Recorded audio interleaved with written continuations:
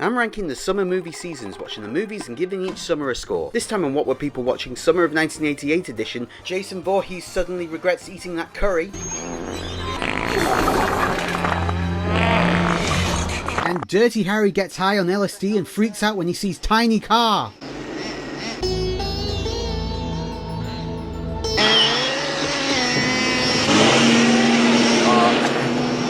Harry.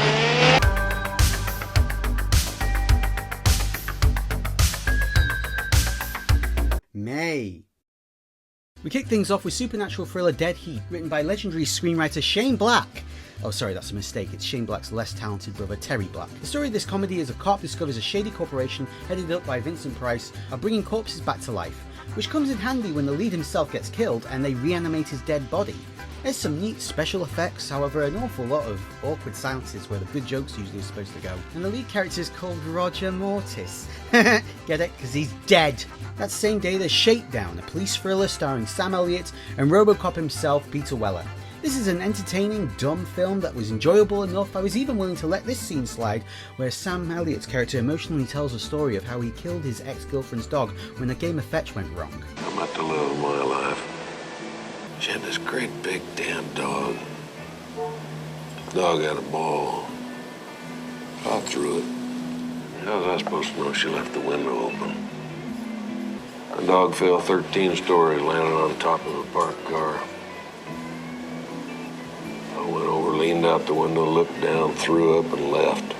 I was all gung-ho for giving this an underrated point, but all that changes in the last 5 minutes of its runtime. You see, first problem being, during the climactic airplane chase, the film uses bad green screen that makes it look like a Tim and Eric sketch. Then there's the awkwardness of the plane they're chasing ends up going out of control over New York City and almost crashing into the Twin Towers. Flame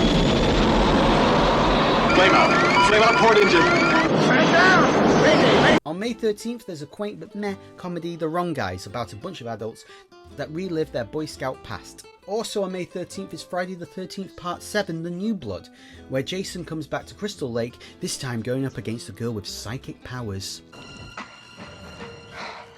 Use the Force, Luke. Let go, Luke.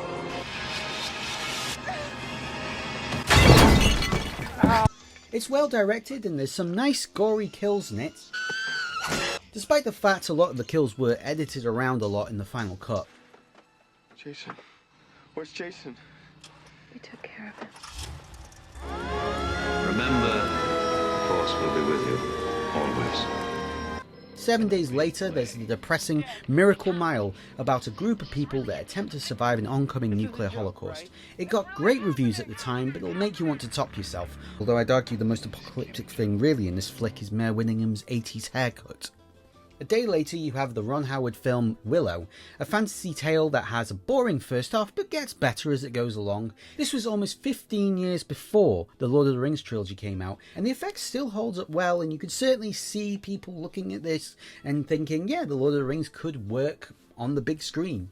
And ending May are two films. Crocodile Dundee 2 made a ton of money at the box office, but seems to be harder to find on streaming sites than the Epstein list. Dundee even made more money than mammoth blockbuster Rambo III. This was Stallone at the peak of his powers. Hype was so big for this third installment, even the president himself, Ronald Reagan, was giving it free advertising. By the way, in a few weeks, a new film opens, Rambo III. You remember in the first movie, Rambo took over a town. In the second, he single-handedly defeated several communist armies. And now in the third Rambo film, they say he really gets tough. However, the behind the scenes of this film more closely resembled an actual war zone itself. The original director was kicked out and Stallone ordered the death of a child in the movie, not in real life. I just want to stress that legally. You see, in the film, Stallone had a child sidekick. However, the actor playing this child unwisely corrected Stallone on his lines between takes, and Stallone's people then suggested to the director that the kid character was killed off in the film. Luckily, they compromised and he just gets shot in the leg. They'll teach that little kid. Rambo teams up with the Mujahideen in the sequel. I hope that doesn't come back to haunt America. Jesus, between this and Shakedown, 1988 is becoming one giant origin story for the war on terror. June. June starts off with a bang, and it's a big bang as well. There's the Tom Hanks comedy Big, where a kid gets his wish to turn into an adult. It's certainly heartwarming, and much fun is to be had in seeing Elizabeth Perkins' character at the end slowly realising that she fucked a child.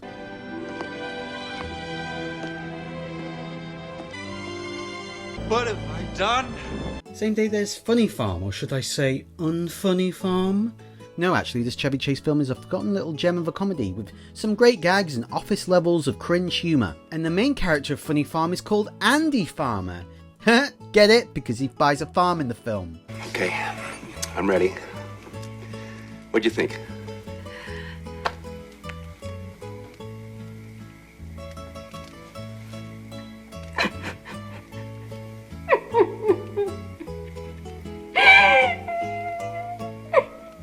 Guess that means you don't like it.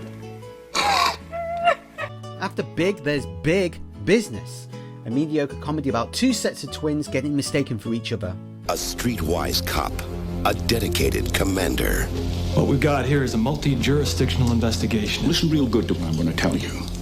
This is my command here. Two men who hoped they'd never meet again. There's also below average thriller The Presidio, a crime mystery on a military base featuring this scene where Sean Connery beats up a crook using only his thumb. Now, are you sure you want to have a fight? Because I'm only going to use my thumb. Thumb? My right thumb. Come on! I'm guessing Q Branch must have given him that. And finishing off that same day of releases is Poltergeist III. In this sequel, the main kid from the previous films, Carol Ann, has been dumped on her auntie's family who happen to live at the top of a big skyscraper. However, sadly her visit to relatives is plagued by creepy visions of the Quaker Oats porridge mascot. Carol Ann is seen by a cynical therapist who believes all the ghostly apparitions that have happened are just in everyone's head. Even when the therapist witnesses a ghost kill a midget in front of him, then sees a teenager getting pulled out of a portal, he still thinks it's all a trick. You're safe. You're just having a bad dream. We're all having a bad dream. You know, say what you will about him, that is commitment. But the real horror of this film is that the ghostly goings-on are cock-blocking Carol Ann's eternally horny uncle, who spends the whole film trying to just shag his wife. I think you look great wet. I can't wait to get upstairs, stretch out in bed, and act normal. Constantly kissing her and hugging her. Forget it.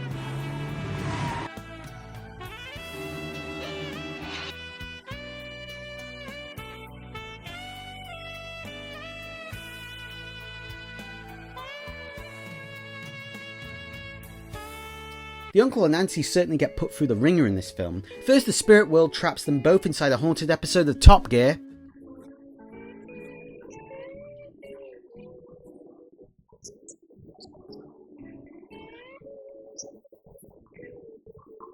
And then perhaps the most cruel prank of all, in this scene, the ghost seems to have superglued Nancy Allen and Tom Skerritt's heads together. Alright, hold on to this.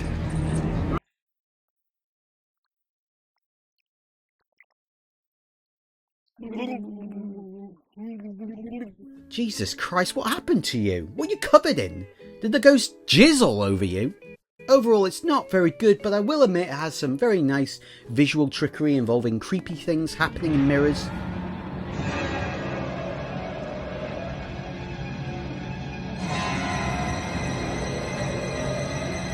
On June 15th, you have baseball classic Bull Durham, often cited as one of the best sports movies ever, although I'll admit it was a bit too inside of baseball for me to enjoy. Then June 17th, you've got one of the lesser John Hughes projects, The Great Outdoors. How do you Soviets deal with all the tension and stress? Vodka. Police Captain Ivan Danko came from behind the Iron Curtain. That same weekend you had Red Heat, where Arnold Schwarzenegger teams up with Diet Jim Belushi, to take on Russian gangsters in Chicago. Red Heat didn't make much at the box office, however the next two films on this list are the top two highest grossing movies of the summer. First we have Warner Brothers and Disney Cartoons teaming up together in this dark film noir somehow disguised as a kids movie in Who Framed Roger Rabbit. It's about a detective who teams up with a toon to discover a plot to destroy cartoons everywhere. The villain in it, played by Christopher Lloyd, kept kids awake at night with his creepy appearance. Remember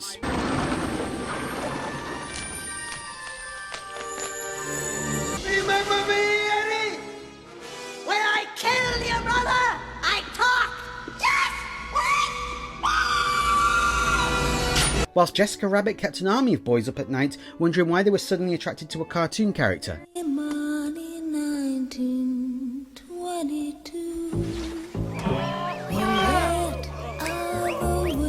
Given how adult this film is, I'm amazed this passed my mum and dad's strict tests. They wouldn't let me watch Saving Private Ryan when I was young, but they're okay with jokes in this about sex that went way over my head as a kid. Patty cake, patty cake, patty cake, patty cake, patty cake, patty cake. You gotta be kidding me. And I want to tear you apart. And your friend too. And then the second highest grossing movie of the summer, comedy classic Coming to America. Eddie Murphy's movie beat Stallone and Schwarzenegger at the box office by a country mile that summer. Oh man, you ain't never meet no Frank Sinatra. Fuck you! Fuck you! And fuck you! Who's next? July of 1988 is the month for disappointing sequels. There are 5 of them this month. First of the sequels, you have Chappie's role model Johnny Five back for a sequel to the Short Circuit film. Whilst not exactly The Godfather Part 2, Short Circuit 2 is actually a huge improvement on the terrible first film. This one has better characters and even a little bit of ingenuity in it. 2 excellent books. May I have these, craphead? After Johnny Five gets the Robocop treatment and is destroyed by a bunch of crooks, he then comes back to save the day, stopping some diamond thieves, and by the end of the film all our nightmares become reality when the sentient robot gets US citizenship, getting the same rights and privileges of a regular human being. Please, that he shall have the same rights and privileges as any other citizen in this nation. That's how you feel. How do I feel? I feel alive! Sad thing is that 5 minutes after this happy ending, John Connor came back in time and killed Johnny Five before he turned on us all. Same day you had the 2 Coreys together, Feldman and Haim, in this forgotten comedy called License to Drive about driving to impress a girl. It's nowhere near as bad as you think it will be, and the object of affection in this one is called Mercedes. Alright 1988, stop naming characters after the themes of the film. The wonderful, lovable Playboy is back. Another sequel is Arthur II on the Rocks, where Dudley Moore plays the rich drunk one more time. This time he and Liza Minnelli are trying to adopt a child. It's 1 hour and 50 minutes of characters saying bad jokes and then laughing at their own bad jokes, just to give you a hint where to laugh in Arthur. Hey, don't pay John, I'm fondly on the wagon. When 750 million was considered a lot of money. Oh, yeah. On July 13th you have The Deadpool. Sadly, this is the most disappointing Marvel movie of them all. The Merc with a Mouth doesn't appear at any point, and the only comic book character that seems to be in it is the Punisher.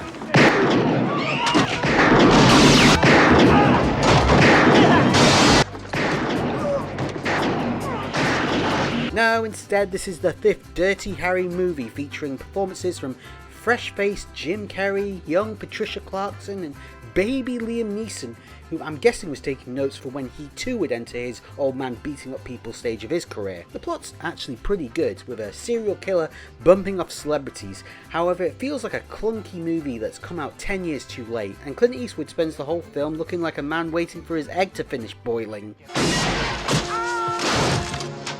It's Christmas Eve in L.A. California. Is Daddy coming home soon? Well, we'll see what Santa and Mommy can do, okay? A New York cop, John McClane, has come to see his wife. And the Deadpool seems completely out of time next to Die Hard. Bruce Willis became a household name as John McClane with this incredible action film that changed the action genre forever. What does he think he's doing? John. Originally, the role of McClane was offered to everyone in Hollywood, from Frank Sinatra to Arnold Schwarzenegger. In the end, they went with TV star and Motown sensation Bruce Willis. I feel so good today. McClane's going up against a formidable bunch of crooks that include Alan Rickman, Thor, Fabio, and the haunted painting from Ghostbusters 2. He's an easy guy to like. Come out to the coast, we'll get together, have a few laughs. And a hard man to kill. Bruce Willis, Die Hard. But did you know that it was outgrossed overall at the box office by another film that same day, A Fish Called Wanda? It overall made $30 million more than Die Hard. Starring some of the stars of Monty Python, this comedy bagged Kevin Kline an Oscar. It's a pretty funny caper that gets a lot of mileage out of just scenes of John Cleese repeatedly trying to sleep with Jamie Lee Curtis before being cock-blocked by someone. Although there are a few goofs in it, you can see the cameraman making a cameo in this scene here. And in another scene, Cleese is just openly reading the script on camera. And the hits just keep coming. 3 classics in a row. It's Midnight Run on July 20th that saw Robert De Niro trying his hand at a comedy, taking to it like a duck to water. On July 22nd, there's 3 movies: Mr. North, a dull period piece about an irritating man who is perfect in every way. There's The Big Top Pee-wee, the sequel to Pee-wee's Big Adventure. Sadly, this installment lacks a decent plot to hang Pee-wee's strange humour on. Instead, much of it is just him hanging out with a bunch of circus performers. And the third one out that day is Caddyshack 2. This one was produced by infamous Hollywood producer John Peters. So I've been in 500 fights. I wanted that in these movies. Rodney Dangerfield was supposed to be returning, but left the project just before filming due to creative differences, so they checked their Rolodex for other wise-ass mature stand-up comedians and swapped Rodney Dangerfield for Jackie Mason. Strangely enough, given all the hate, I didn't actually think this was as bad a film as it's hyped up to be. There's a few nice one-liners from Chase and Mason, and it's not like the original Caddyshack is exactly a non-stop laugh-out-loud carnival of hilarity. Chevy Chase did return for the sequel, but almost seems embarrassed to be associated with it. Wish I could stay, but I got a thing. Bye. And ending July is Cocktail. This drama stars Cristiano Ronaldo's estranged dad, Tom Cruise, and is about a bartender who tries to start his own business, dealing with relationships, money problems, and for some reason weird demands from customers for him to recite poetry. You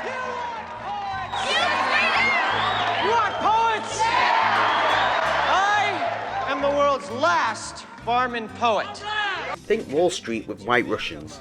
And that's the bottom line! Because Stone Cold said so. Oh, I actually have a cameo in this part of the movie, playing one of the guys in the background during this bar fight. Just listen. The fuck I will. Oh, come on guys, gotta get on, your friends. August. The final month of the summer starts off with Cyndi Lauper thinking, if Madonna can have a movie career, then why can't I? She stars alongside Jeff Goldblum in this mirthless comedy about sidekicks looking for gold in Ecuador. Then you have the creepy horror called The Blob, about an alien gooey creature invading a small town, starring, as far as I can tell, Nick Cave and the Bad Seeds. This is a nightmarish tale with great effects that teaches you don't poke a bear with a stick, or in this case don't poke a gelatinous alien blob with a stick either.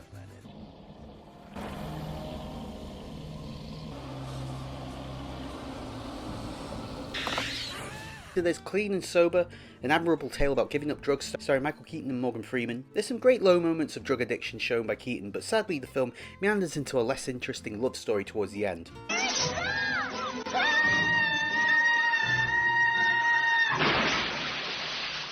Then there's the infamous Mac and Me, which is about an alien family who are accidentally brought to Earth. The alien parents escape the NASA base they are being kept on by doing the sneaky tactic of strolling out of the base, whilst the alien kid Mac escapes and ends up shacking up in suburbia with a kid in a wheelchair. This film has a reputation for being one of the worst movies ever made. It even became a running punchline on late-night comedy shows decades later. Let's show this clip from the final episode of Friends.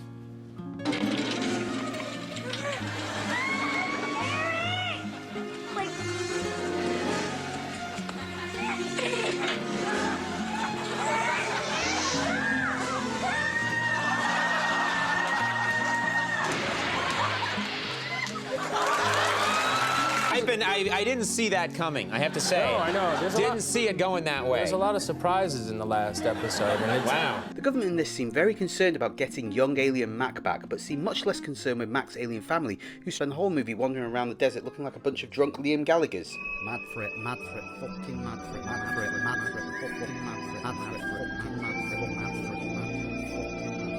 However, I would argue it's not especially bad in the acting department, it's just that the design of the alien is really horrifying, looking like a deflated blow-up doll of E.T. Then you have the fact the movie has a huge coke problem.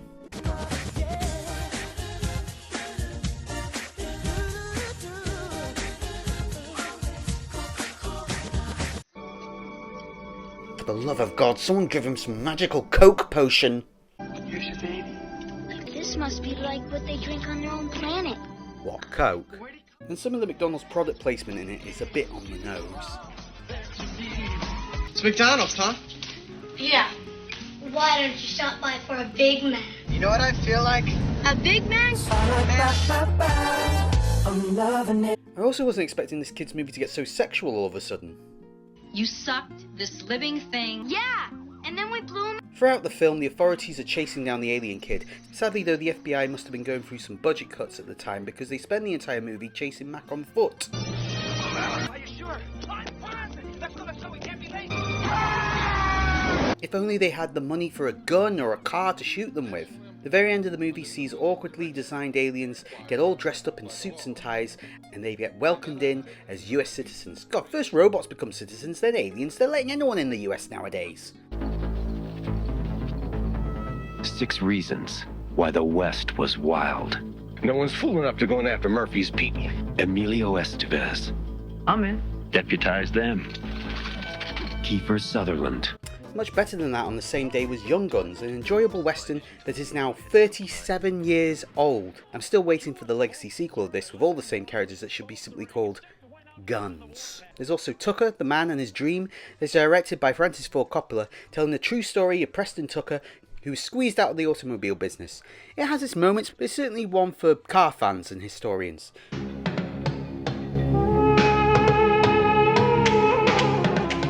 Oh Jesus, it's the last temptation of Christ. This Martin Scorsese drama is a bit like the Batman Begins for the Son of God, telling a gritty origin story for the world's first superhero, Jesus Christ.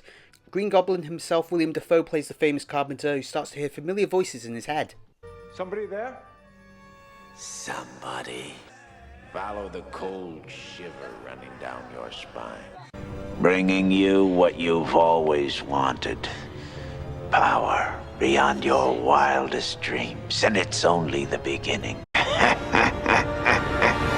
The film is based on a book, not the gospel itself, and portrays Jesus in a different way than usual, with him being shown to be not the Messiah, but a very naughty boy sleeping with Mary Magdalene. Luckily, Christians are a forgiving people, and we're completely okay with Jesus' alternative portrayal here. The protest was small and dignified, numbering at its peak 100. This is betraying the biblical Jesus, the historical Christ of the scriptures. Down with this sort of thing! Careful now. Yes, a lot of Bible fans were mad that Martin Scorsese strayed away from the law of the Bible, and Scorsese needed bodyguards to protect him for a while after this. In this, God throws many obstacles in Jesus' way, including unfaithful friends, sexual temptation, at one point sending an invisible seagull to attack him. The whole thing is very long, confusing, and a bit of a drag to watch. It also has scenes with Jesus having philosophical conversations with other holy men that watching it today start to resemble a biblical version of a Joe Rogan podcast. If I was a fire, I'd burn, but I'm a heart and I love, that's all I can do. I'm a heart also, but I can't love what's unjust. What I can't love, I attack. God demands it. Anger? Yes, God demands anger. Anger? But we're all brothers. Wow. You think love is God's only way? Go to the Dead Sea, look in the bottom. You'll see 2 whores, Sodom and Gomorrah. It's just such a strange concept. On the day of the Lord, blood will flow from wood. The stones of the houses will come alive and kill their owners. That day is here. He gave me the axe, now I give it to you. This episode is brought to you by Uber Eats. Summer is here, and you can now get almost anything you need for your sunny days delivered with Uber Eats. The next week has the sweet Jonathan Demme movie Married to the Mob, about a single mother trying to start a new life away from gangsters. The relationship between Matthew Modine and Michelle Pfeiffer certainly makes it enjoyable enough to get an underrated point. And also that weekend was Nightmare on Elm Street 4, which is one of the best looking horror movies I've ever seen. Sadly let down only by its very hokey ending. Rick, you little meatball. I love soul food. No! Stop! And the final weekend of the summer is Stealing Home. Want to hear the rambling, boring story about how a future screenwriter got laid in the olden days? Then watch this moving picture. I got a big deal cooking right now on the burner. Who in their right mind would give you their money? Fred Cheney's going through hard times. Get him out of here, Osborne. I don't care what it takes. But he's about to get some badly needed help. Fred, we've got to talk. Straight from the horse's mouth. There's also Hot to Trot, which is Bobcat Goldthwait, or in a buddy comedy with a talking horse. And just when you don't think it can get even more ridiculous in this film, the plot involves the horse giving Bobcat stock tips. That's the plot. This is one of the stupidest, dumbest comedies ever. I laughed out loud 3 times. Then you have the interesting thriller Betrayed, where Deborah Winger plays an FBI agent who has infiltrated a white supremacist group. Deborah certainly does a great job of being an undercover agent. You can barely notice her randomly taking photos of the other people in her group. So why are you taking all the pictures? I always take a lot of pictures. Or when she takes part in the meetings where they're discussing their plans for funding a future war, she says, "Oh, that's very interesting. Anyway, I just need to pop off and make a random phone call now." And get this, the film has a bunch of political extremists who have a red-headed presidential candidate running for office promising to take America back to a better time. Critics at the time dismissed its plot as ludicrous and outrageous, and this would never happen. The 80s were an innocent time. And finally, it wouldn't be the 80s without Cannon Films farting out something. Their summer release was the Chuck Norris movie The Hero and the Terror. In it, a monstrous killer is on the loose giving his victims extreme neck massages.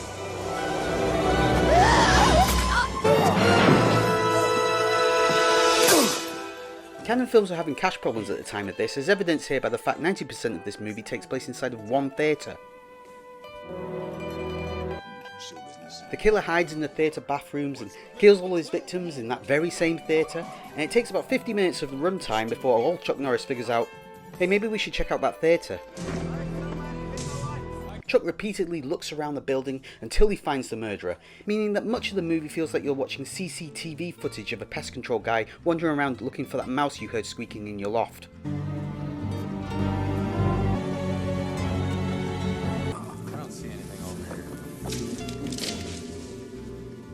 In some instances, Chuck Norris is searching the exact same corridors as earlier in the film just to pad out the runtime. So that's all of 88 done, but the big question is, did the summer of 88 beat the current champion, summer of 87? Remember, it's 2 points for a beloved classic and 1 point for an underrated movie. Summer of 88 got a total of 24 points, which is a tie with the summer of 87, but wait a second, stop the presses because there's a late twist. Neither one is the winner because you see, someone contacted me and said, "Paddy, I can't believe you forgot a big movie from the summer of 1986 you never mentioned in your list." That being Transformers the movie from August of 86. I missed this from my review of that summer, and I cannot deny this is a beloved classic that I remember when I was younger. So that means another 2 points for 86. So summer of 86 is back in the lead with 25 points, just ahead of the other two, 87 and 88. And now it is a two-time champion of the summers. Any movies I've missed, let me know. Now, if you excuse me, I've suddenly got a craving for some Coke and McDonald's. I'm loving it.